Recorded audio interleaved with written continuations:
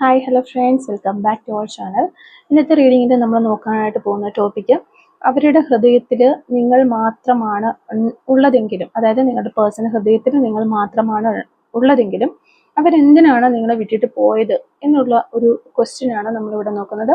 അപ്പോൾ വീഡിയോയിലേക്ക് പോകുന്നതിന് മുമ്പായിട്ട് ആദ്യമായിട്ടാണ് ഈ ഒരു ചാനൽ കാണുന്നതെങ്കിൽ ദയവായി സബ്സ്ക്രൈബ് ചെയ്തതിന് ശേഷം തുടർന്ന് വീഡിയോ കാണാനായിട്ട് ശ്രമിക്കാം.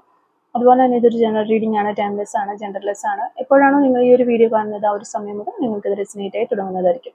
ഇതിൽ വരുന്ന ക്ലൂസ്, സിറ്റുവേഷൻസ്, എനർജീസ് ഇതെല്ലാം നിങ്ങളുമായിട്ട് റെസിനേറ്റ് ചെയ്യുന്നുണ്ട് എങ്കിൽ ഇതൊരു ഗൈഡൻസ് മെസ്സേജ് മാത്രമായിട്ട് എടുക്കാം. ഇനി റെസിനേറ്റ് ചെയ്യുന്നില്ല എന്ന് നിങ്ങൾക്ക് തോന്നുകയാണെങ്കിൽ അവിടെ വെച്ചിട്ട് സ്കിപ്പ് ചെയ്ത് പോകാനായിട്ട് ശ്രമിക്കാം.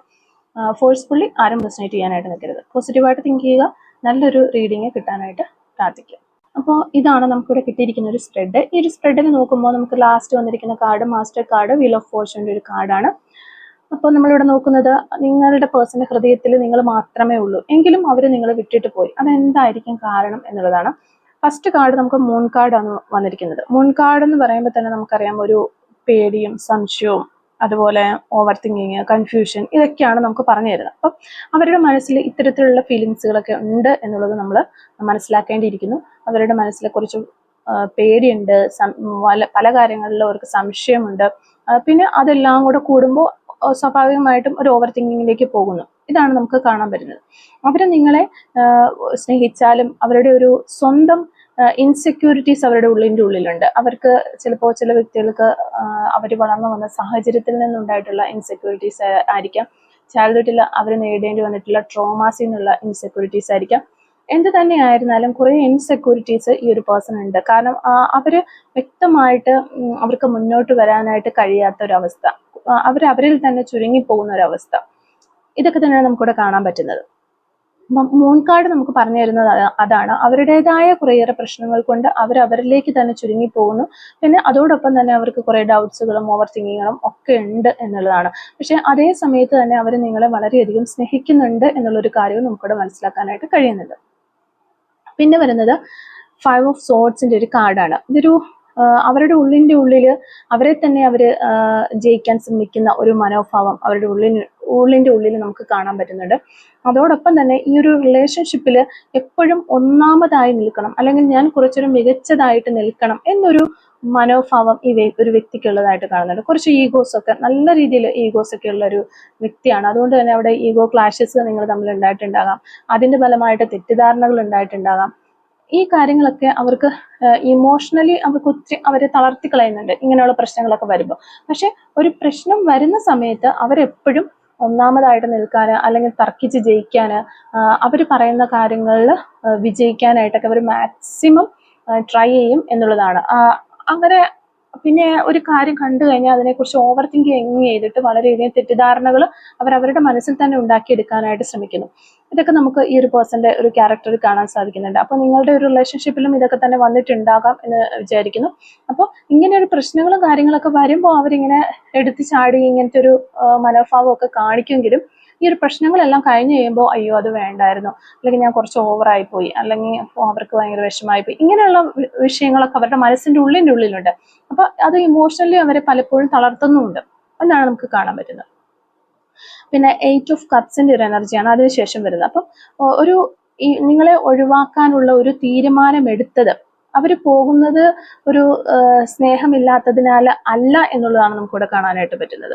നിങ്ങളെ ഒഴിവാക്കാൻ തീരുമാനം എടുത്ത് അവർ പോകുന്നത് ഒരു സ്നേഹമില്ലാത്ത, നിങ്ങളുടെ മനസ്സിന്റെ ഉള്ളിൽ ഒട്ടും സ്നേഹമില്ല, നിങ്ങളെ വെറുത്തു പോയി എന്ന ഒരു അവസ്ഥയിലല്ല എന്നുള്ളൊരു കാര്യം നമുക്ക് ഈ ഒരു 8 ഓഫ് കപ്സ് എന്ന് മനസ്സിലാക്കുന്നുണ്ട്. ഉള്ളിൻ്റെ ഉള്ളിൽ ഒരു ഒന്ന് ശാന്തി കണ്ടെത്താൻ വേണ്ടിയിട്ട്, അല്ലെങ്കിൽ അവർക്ക് എന്തോ ഒരു കംപ്ലീറ്റ്നെസ് ഫീൽ ചെയ്യുന്നില്ല നിങ്ങളോടൊപ്പം ഇരിക്കുമ്പോൾ. നമ്മൾ പറയില്ലേ, എനിക്ക് നീയുമായിട്ടുള്ള ഈ ഒരു റിലേഷൻഷിപ്പിൽ ഒരു വൈബ് നഷ്ടപ്പെട്ടതുപോലെ ഒരു അവസ്ഥ. എന്നാൽ ആ ഒരു പേഴ്സണ് ഭയങ്കര ഇഷ്ടമാണ്, ഭയങ്കര സ്നേഹമാണ്, പക്ഷെ എന്തോ ഒന്ന് അവിടെ മിസ് ചെയ്യുന്ന ഒരു ഫീലിങ്സ്. അത് ചിലപ്പോൾ നമ്മൾ കുറേ നാളുകൾ ഒരു റിലേഷൻഷിപ്പിൽ പോകുമ്പോൾ പല കാര്യങ്ങൾ കൊണ്ട് ഒരു ഡിറ്റാച്ച്മെന്റ് അവിടെ വന്നു പോകുന്നതായിരിക്കും, അല്ലെങ്കിൽ ചില സിറ്റുവേഷൻസ് ക്രിയേറ്റ് ആകുമ്പോൾ അവിടെ ഡിറ്റാച്ച്മെന്റ് വരുന്നതായിരിക്കും. എന്താണെങ്കിലും പലർക്കും പല കാരണങ്ങളാണ്. അതുകൊണ്ട് തന്നെ ഇവിടെ നമുക്ക് കാണാൻ പറ്റുന്നത് ഈ ഒരു റിലേഷൻഷിപ്പിൽ വന്നിരിക്കുന്ന ആളുകളുടെ ഈ ഒരു പേഴ്സൺ നിങ്ങളെ ഒഴിവാക്കാനുള്ള ഒരു തീരുമാനത്തിലേക്ക് വന്നത് അവർക്ക് കുറേയേറെ ഒരു കംപ്ലീറ്റ്നെസ് നിങ്ങളോട് ഒപ്പം പോകുമ്പോൾ ഫീൽ ചെയ്യുന്നില്ല എന്നാണ് അവർക്ക് ഫസ്റ്റ് തോന്നിയത്. അതിനുശേഷം ഒരു സമാധാനം നഷ്ടപ്പെട്ട പോലത്തെ ഒരു അവസ്ഥ അവർക്ക് തോന്നുന്നുണ്ട്. അപ്പോൾ മനസ്സിനൊരു സമാധാനം വേണം, അതുകൊണ്ട് ജസ്റ്റ് ഒരു ഒന്ന് മാറി നിൽക്കാം എന്ന രീതിയിൽ നിങ്ങളെ ഒഴിവാക്കി പോകാം എന്ന് അവർ ചിന്തിച്ചു എന്നുള്ളതാണ്. പക്ഷെ ആ ഒരു സ്നേഹവും കാര്യങ്ങളെല്ലാം അവിടെ തന്നെ ഉണ്ട് എന്നുള്ളത് വീണ്ടും നമ്മളിവിടെ എടുത്തു പറയേണ്ട ഒരു കാര്യം തന്നെയാണ്. കാരണം 8 ഓഫ് കപ്സ് ആണ് വന്നിരിക്കുന്നത്.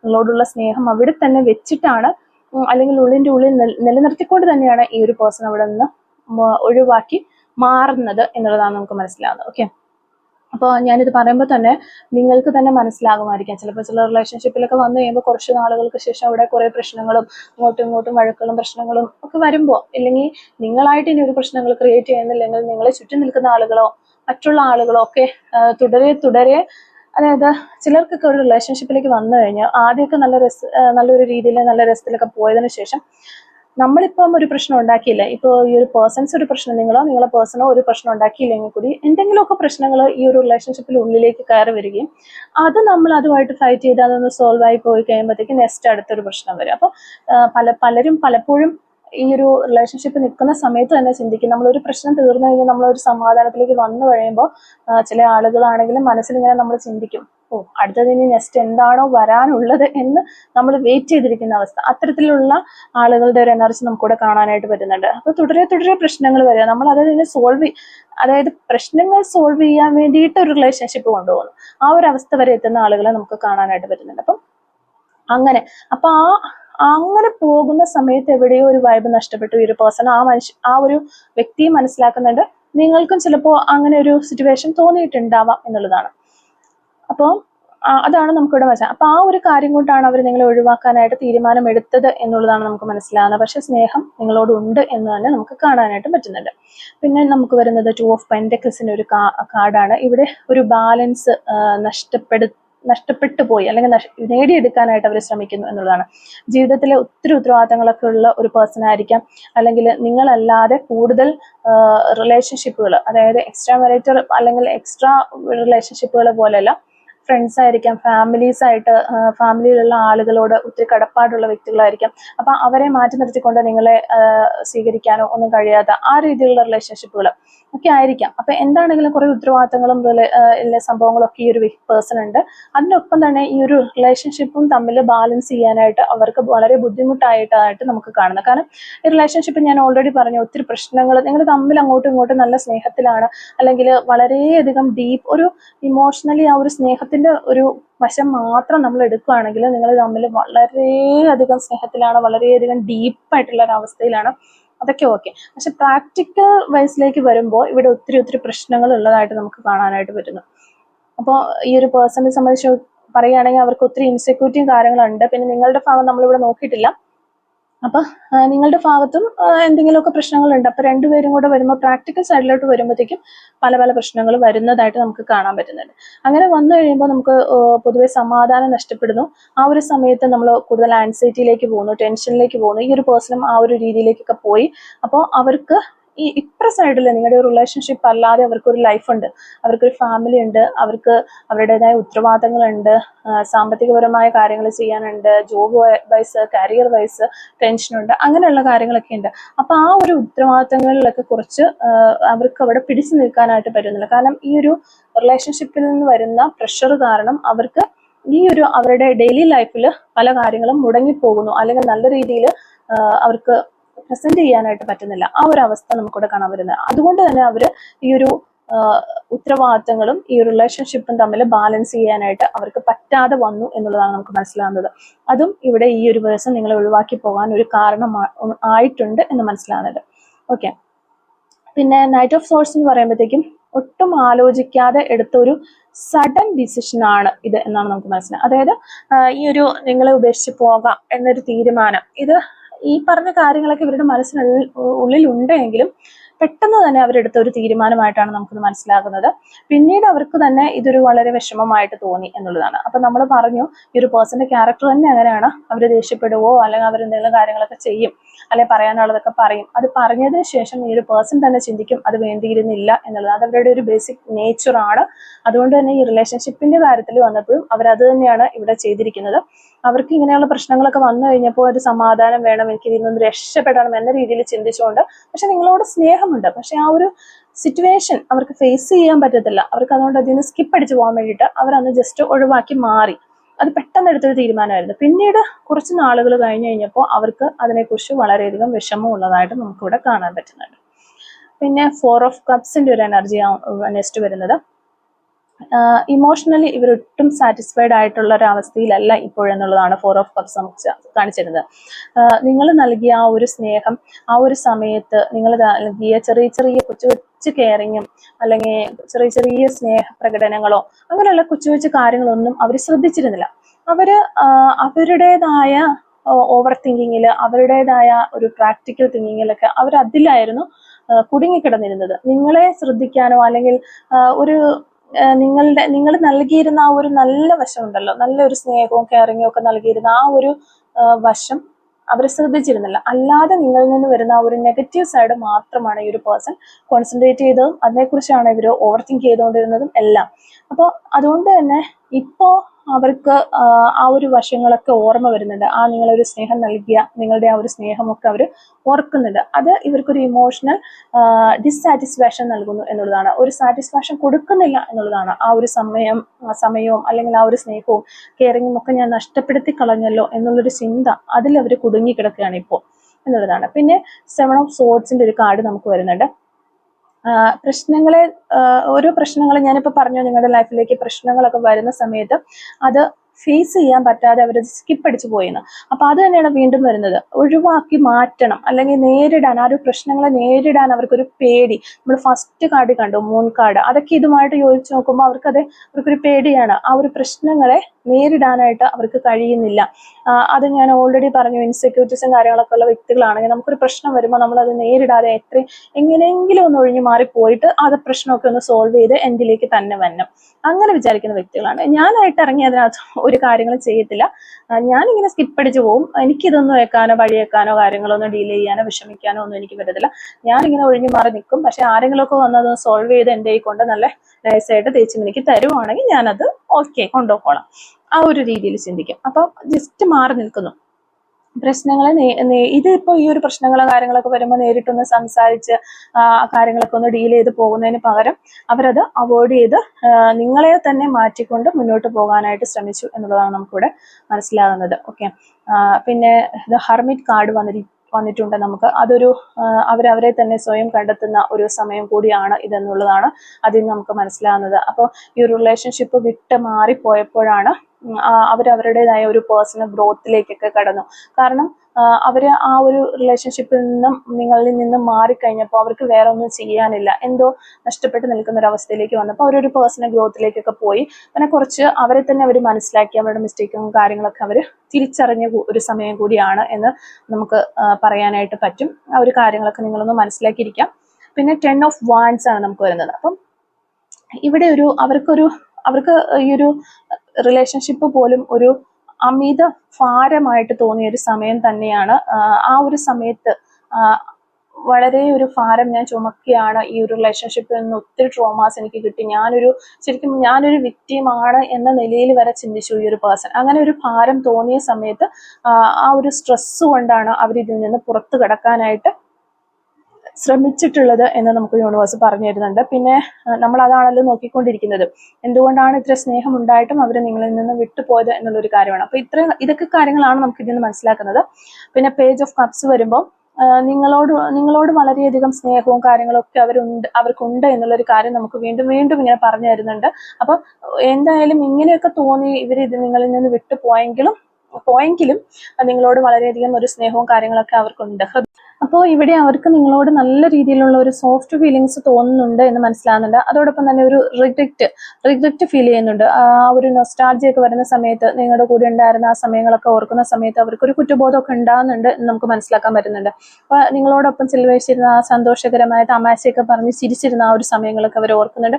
അത് അവരുടെ ഹൃദയത്തിൽ ഒരു സ്നേഹവും ഒരു സോഫ്റ്റ് ഫീലിങ്സും ഉണ്ടാക്കുന്നുണ്ട് എന്നുള്ളതാണ് നമുക്ക് മനസ്സിലാകുന്നത്.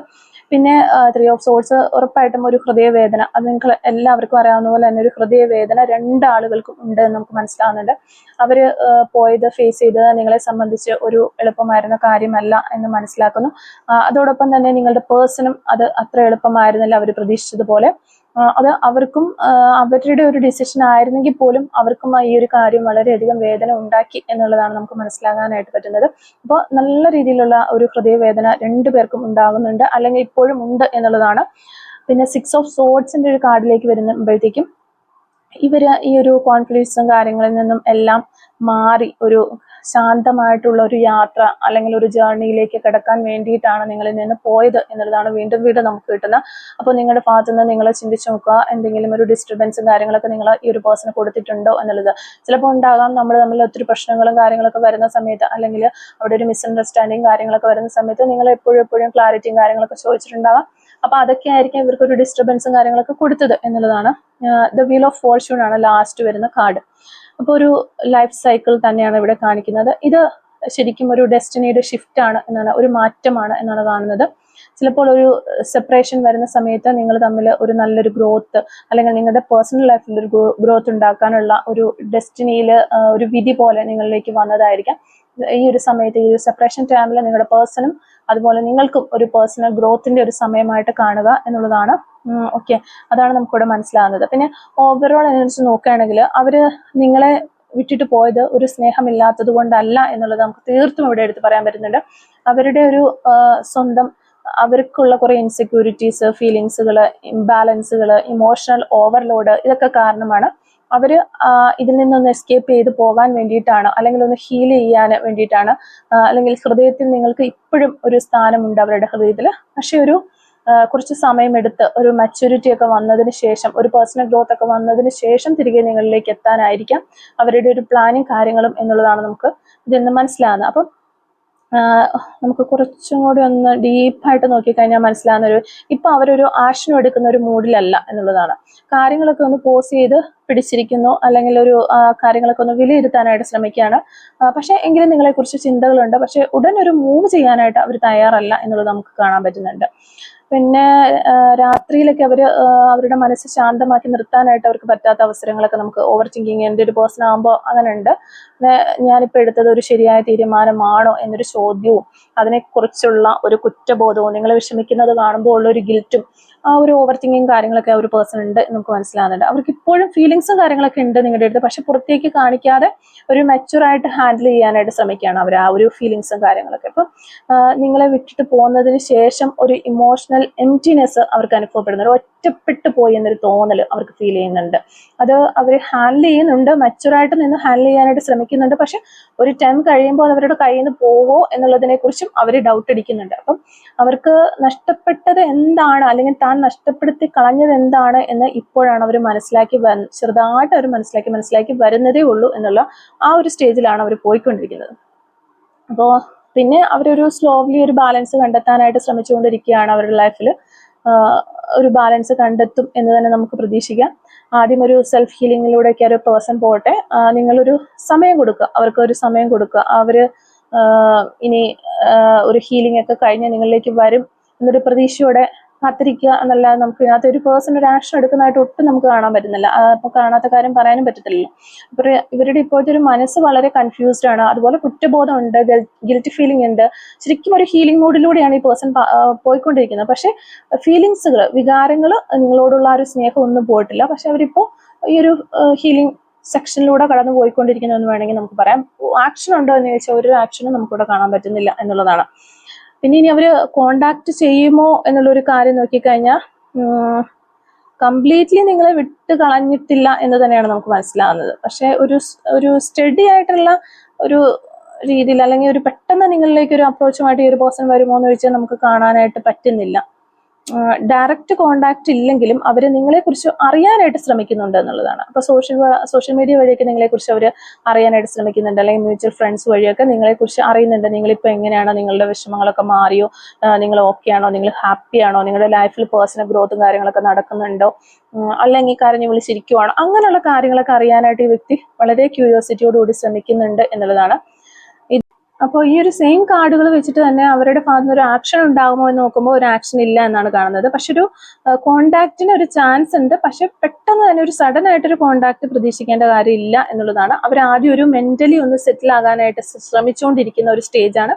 അതിനുശേഷം ഒരു കമ്മ്യൂണിക്കേഷൻ വരുന്നത്, ഒരു കമ്മ്യൂണിക്കേഷൻ കിട്ടുമ്പോൾ അതൊരു സഡൻ ആയിട്ടുള്ള ഒരു കമ്മ്യൂണിക്കേഷൻ ആയിരിക്കും. അതായത് കുറച്ച് സമയം എടുക്കും, കുറച്ച് ഡിലേ ആകും. അപ്പൊ നിങ്ങൾ തന്നെ ശരിക്കും ഫെഡപ്പ് ആകും, ഇനി ഒരു കമ്മ്യൂണിക്കേഷനും കാര്യങ്ങളൊന്നും വരത്തില്ല, അല്ലെങ്കിൽ ഒരു റീകൺസിലേഷനോ റീസ്റ്റാർട്ടോ ഒന്നും ഉണ്ടാവില്ല എന്ന് നിങ്ങൾ വിചാരിച്ചിരിക്കും. എല്ലാം പോയി എന്ന് വിചാരിച്ചിരിക്കുന്ന ആ ഒരു നിമിഷത്തിൽ പ്രതീക്ഷിക്കാത്ത സമയത്ത് ഒരു സഡൻ കമ്മ്യൂണിക്കേഷൻ നിങ്ങളിലേക്ക് വരും. ഇതാണ് നമുക്ക് ഇവിടെ കാണാനായിട്ട് പറ്റുന്നത്. ഓക്കെ, അപ്പോൾ ഇത്തരം കാര്യങ്ങളാണ് ഈ ഒരു റീഡിങ്ങിൽ നിന്ന് നമുക്ക് മനസ്സിലാക്കാനായിട്ട് സാധിച്ചിട്ടുള്ളത്. അപ്പോൾ ഈ ഒരു റീഡിങ്ങുമായിട്ട് റിലേറ്റ് ചെയ്ത് വരുന്ന കുറച്ച് ക്ലൂസും കൂടി നമുക്ക് എടുത്ത് നോക്കാം. Clues related to this reading. Okay, related to this reading. Okay. First clue നമുക്ക് കിട്ടുന്നത് മോൾ ഓൺ റൈറ്റ് ഹാൻഡിലെ മറുകളിലെ വ്യക്തികളാകാനുള്ള ചാൻസ് ഉണ്ട്.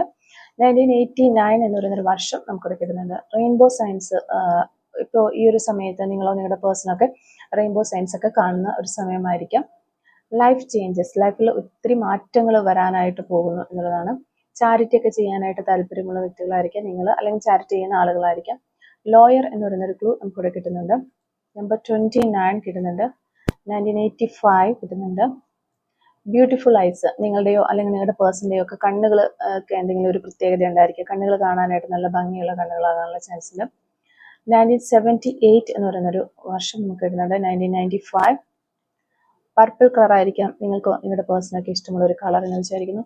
2 months എന്ന് പറയുന്നൊരു പോസിബിലിറ്റിയാണ് നമുക്കിവിടെ വീണ്ടും കിട്ടുന്നത്. October month. Letter V. Tattoo on hand, കൈകളിൽ ടാറ്റു ചെയ്തിട്ടുള്ള വ്യക്തികളാകാനുള്ള ചാൻസ് ഉണ്ട്. Letter X. 2001 എന്ന് പറയുന്നൊരു വർഷം നമുക്കിവിടെ കിട്ടുന്നുണ്ട്. September month. Number 52. Number 12. Nature, പ്രകൃതിയൊക്കെ ഇഷ്ടപ്പെടുന്ന ആളുകളാകാനുള്ള ചാൻസ് ഉണ്ട്. സോഷ്യൽ വർക്കർ ആയിരിക്കാം നിങ്ങൾ, അല്ലെങ്കിൽ നിങ്ങളുടെ പേഴ്സൺ വിചാരിക്കുന്നു. Number 41. Letter S. Number 1. Nail polish എന്നോട് ക്രേസ് ഉള്ള വ്യക്തികളോ, നല്ല നെയിൽ പോളിഷ് ഒക്കെ ഇടാനായിട്ട് ആഗ്രഹമുള്ള വ്യക്തികളോ ഒക്കെ ആകാനുള്ള ചാൻസ് ഉണ്ട്. 1979 എന്ന് പറയുന്ന വർഷം കിട്ടുന്നുണ്ട്. Letter M. ബ്ലൂ കളർ ആയിരിക്കാം നിങ്ങൾക്കോ നിങ്ങളുടെ പേഴ്സണൊക്കെ ഇഷ്ടമുള്ള കളർ എന്ന് വിചാരിക്കുന്നു. ലോട്ട്സ് ഓഫ് ഫ്രണ്ട്സ്, ഒത്തിരി ഫ്രണ്ട്സ് ഉള്ള വ്യക്തികളായിരിക്കാം നിങ്ങൾ. എബ്രോഡ് എന്ന് പറയുന്ന ഒരു ക്ലൂ നമുക്കിവിടെ കിട്ടുന്നുണ്ട്. നിങ്ങൾ എബ്രോഡ് ആയിരിക്കാം, അല്ലെങ്കിൽ നിങ്ങളുടെ പേഴ്സൺ എബ്രോഡുള്ള വ്യക്തിയായിരിക്കാം. യു ക്യാൻ ട്രസ്റ്റ്, നിങ്ങൾക്ക് അവരെ വിശ്വസിക്കാം എന്നാണ് പറയുന്നത്.